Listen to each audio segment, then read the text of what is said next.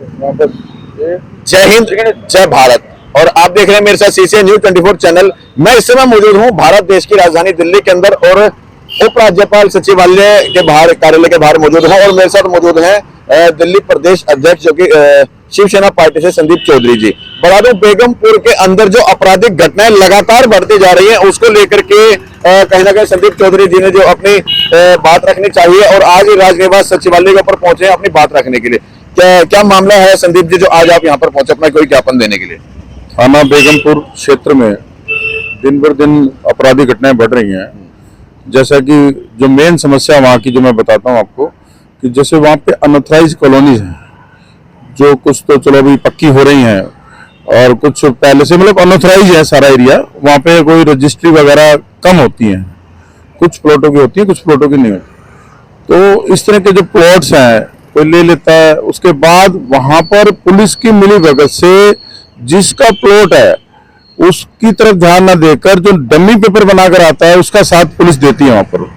वहाँ का थाना क्षेत्र में ये समस्या चल रही है, क्योंकि जिस तरह से हमारे एक पदाधिकारी वहाँ रहते हैं बन्नी सिंह जी, उनके साथ ये समस्या आई। हालांकि वहाँ के बहुत से लोगों ने हमें पहले भी अप्रोच किया कि भाई साहब यहाँ इस तरह का यहाँ चल रहा है, लेकिन अब जब समस्या हमारे ही पदाधिकारी के ऊपर आई, जबकि वो आरडब्ल्यू और फेडरेशन के अध्यक्ष भी हैं, वहाँ पर सामाजिक व्यक्ति हैं, ऐसे व्यक्ति के प्लॉट पे, जबकि उस प्लॉट पर कोई मामला इनका चल रहा है, कोर्ट के आदेश से स्टे भी लगा हुआ है, लेकिन बदमाश लोग जो क्रिमिनल्स लोग हैं इनको अलग अलग नंबरों से धमकी दे रहे हैं कि हम जान से मार देंगे और इनके घर तक भी पहुंचे हथियार लेकर। तो थाना इंचार्ज को हमने वहां पे कंप्लेंट्स दी बन्नी सिंह जी ने। जब इनसे मामला नहीं संभला तो इन्होंने मुझे कहा कि भी ऐसे समस्या है। तो आज हम इनके खिलाफ ज्ञापन लेकर एलजी साहब के पास आए हैं। हमें उम्मीद है वो कार्रवाई करेंगे, ऐसे एसएचओ को वहां से ट्रांसफर करें या कार्रवाई करें, जो भी समस्या का समाधान करें। और केवल बन्नी सिंह की समस्या नहीं, वहां के सभी बहुत से लोगों की ये समस्या है, डर के मारे बोलते नहीं है। संदीप जी, बेगमपुर जो क्षेत्र है वो पिछले काफी समय से मतलब लगातार जो है कहीं ना कहीं आपराधिक घटनाओं में लिप्त रहा है।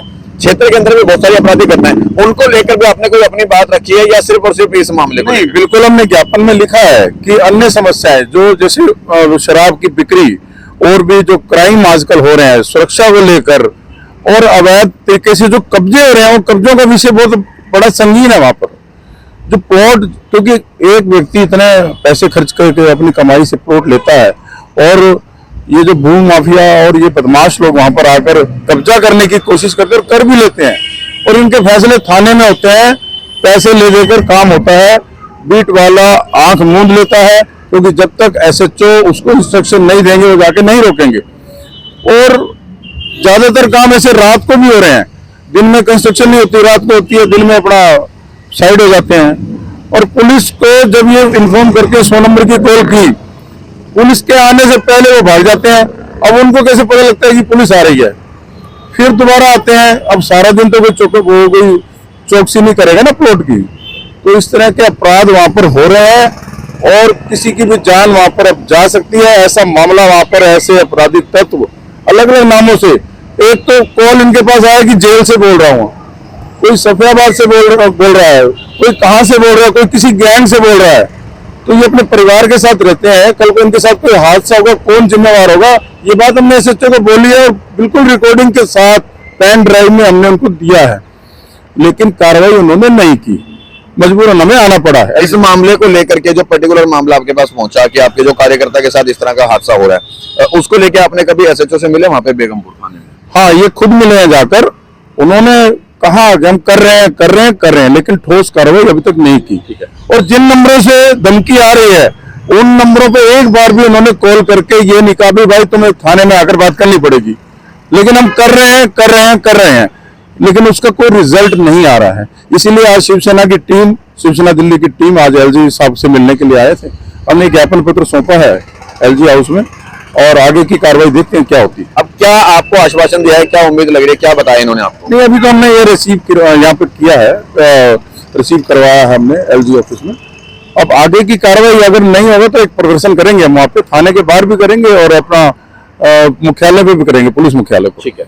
मैं आपको थोड़ा सा एक बार दिखाने का प्रयास करूंगा, एक बार ध्यान से देखें। यहाँ पे शिवसेना के जो दिल्ली प्रदेश अध्यक्ष संदीप चौधरी जी अपनी पूरी टीम के साथ यहाँ पर पहुंचे हैं एलजी हाउस पर, और पूरी अपनी जो समस्याएं हैं जो कि बेगमपुर क्षेत्र के अंदर जिस भी प्रकार की जो आपराधिक घटनाएं लगातार बढ़ रही हैं उसको लेकर के ज्ञापन सौंपा है। और अभी मैं मेरे साथ जो मौजूद है वो है बन्नी सिंह जी, जिनके साथ इस तरह का हादसा हुआ। वहां पर इनके खुद के प्लॉट के ऊपर कुछ भू माफिया लोगों ने जो कब्जा किया, एक बार बात करेंगे। बन्नी जी नमस्कार। नमस्कार जी। कब से ये हादसा आपके साथ हो रहा है, कब से प्लॉट के ऊपर आपके कब्जा हो रहा है, पूरी बात बताएं एक बार। ये प्लॉट मैंने 2019 में लिया था और इस पे कोई नकली पार्टी आगे खड़ी हो गई और फिर उसमें कोर्ट में केस चला गया। कोर्ट में 20 और 21 में लॉकडाउन रहा, नहीं सुनवाई, तो 21 में मेरे को स्टे मिल गया भाई इस पर कोई ना इसे बेचेगा ना इस पर कोई चुनाई करेगा। उसके बाद फिर दूसरी पार्टी ने थर्ड पार्टी और उतार के वो लोग रात को कब्जा करते हैं, रात को 3 बजे से चुनाई स्टार्ट करते हैं, 4 बजे 5 बजे तक। मैंने रात को 4 बजे मैंने कॉल की है, 5 बजे भी कॉल किया है। पिछली 18 नवंबर को रात में मैंने सुबह 5 बजे कॉल की जी मेरे प्लॉट पर कब्जा हो रहा है, वो भाग गए। उससे पीछे 1 नवंबर को भी की थी, उससे पीछे मेरे पे डिटेल बहुत है। मैं पिछले अगस्त से पीछे मतलब ये अगस्त सितंबर अक्टूबर नवंबर दिसंबर आ गया, हर महीने में मैं कॉल करता हूँ, इस प्लॉट को बचाने की कोशिश कर रहा हूँ। जब बेचारा धीन है हमारा कोर्ट के अंदर तो उस पर कब्जा क्यों हो रहा है, और बगैर पुलिस की अगर कार्रवाई नहीं करेगी ऐसे तो किसी का भी हो जाएगा। उसके बाद ये लोग मेरे घर हथियार लेके भी पहुंचते हैं बदमाश लोग। मैंने एसएसपी साहब को रिकॉर्डिंग के साथ पेन ड्राइव में रिकॉर्डिंग दिया। इससे पहले भी मैंने उनके व्हाट्सएप पे जो धमकी के वो थे वो डाले थे कि मेरे को ऐसे मारने की धमकी आ रही है।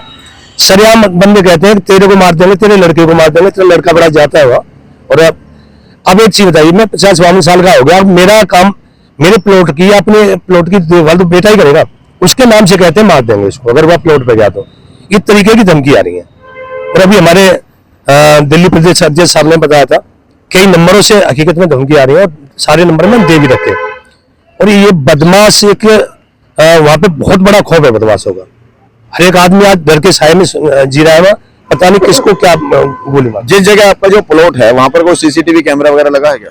देखो जी मेरे को ज्यादा पता नहीं है, वहाँ मेरे को लग रहा है लगे होंगे लेकिन कुछ नहीं बताता किसी को।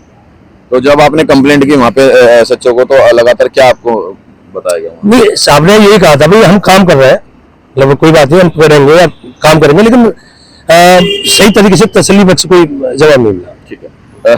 बाकी मैं चाहूंगा एक बार निवेदन करूंगा क्षेत्रीय जो थाना अध्यक्ष हैं उनसे भी बेगमपुर के, क्यों कहीं ना कहीं आपके क्षेत्र की जो है क्षेत्र के अंदर लगातार जो आपराधिक घटनाएं बढ़ रही हैं उसको लेकर के जब एक आम आदमी आप तक पहुंचता है तो उसकी सुनवाई नहीं होती, तब जाकर के कहीं ना कहीं आज जो है संदीप चौधरी जी जो कि शिवसेना पार्टी से दिल्ली प्रदेश अध्यक्ष है वो आज यहाँ पर मजबूरी में पहुंचे हैं, क्योंकि कहीं ना कहीं शौक से नहीं पहुंचे हैं। जब वहां पर अगर समाधान होता तो शायद आज ये लोग ना पहुंचते। और निवेदन करूंगा यहाँ पे एलजी साहब से भी कि इस विषय पर जो है निष्पक्ष तरीके से एक बार गौर करके जरूर कार्रवाई की जाए, क्योंकि कहीं ना कहीं यदि क्षेत्र में आपराधिक घटनाएं बढ़ रही हैं और आम आदमी यदि परेशान है तो कहीं ना कहीं सीधा बात सीधा है सरकार के ऊपर आना लाजमी बात है। जी जी। और मीडिया का भी एक अहम रोल होता है अपराध को रोकने में।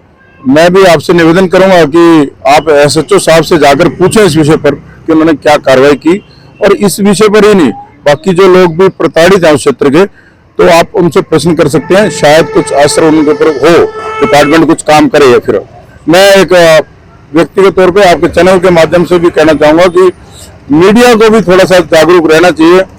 जहां भी कुछ ऐसा कोई अपराध हो रहा है तो उसको रोकने के लिए आपकी अहम भूमिका होती है, ऐसा हम आपसे अपेक्षा रखते हैं। जय हिंद। मैं पुलिस मित्र हूँ, मैं पुलिस के लिए 24 घंटे खड़ा रहता हूँ। मेरे क्षेत्र में कोई भी काम आता है, पिछली बार जब हमारे राम मंदिर की बात आई थी एसएचओ जय भगवान जी थे, उन्होंने मेरे को फोन करके बोला था कि आपने यहाँ की स्थिति संभालनी है, क्योंकि आप पिछले 1996 से मैं वहाँ का RW का प्रधान हूँ। लगातार मैं जनसेवा कर रहा हूँ और पब्लिक का काम करता रहता हूँ। किसी के पहचान पत्र हो गया, कुछ भी वगैरह वगैरह जो भी चीज होती है पब्लिक से जुड़ा हुआ हूँ। कहीं कोई दुख परेशानी होती है पब्लिक को मेरे पास आती है, मैं उनके अपनी पार्टी के साथ साथ उनकी सेवा करता हूँ। कोई भी थाने का मेरे पे रिकॉर्ड बना हुआ है, आपके किसी दिल्ली थाने से कोई भी जाता है पूछने के लिए सबसे पहले मेरे पास आते हैं। मेरे से पूछते भैया ये एड्रेस कहाँ पड़ेगा, इतनी बड़ी कॉलोनी में मैं अपना रजिस्टर खोल के उनकी मदद करता हूँ, चाहे दिन हो या रात। उनको रास्ता बताता हूँ, इस गली में मकान मिलेगा, इसमें मिलेगा। जब भी मैं पुलिस मित्र होने के बाद भी अगर मेरे साथ में अपराधी जान से मारने की धमकी दे रहे हैं तो मैं कहाँ जाऊँ। धन्यवाद, यही कहना चाहता हूँ।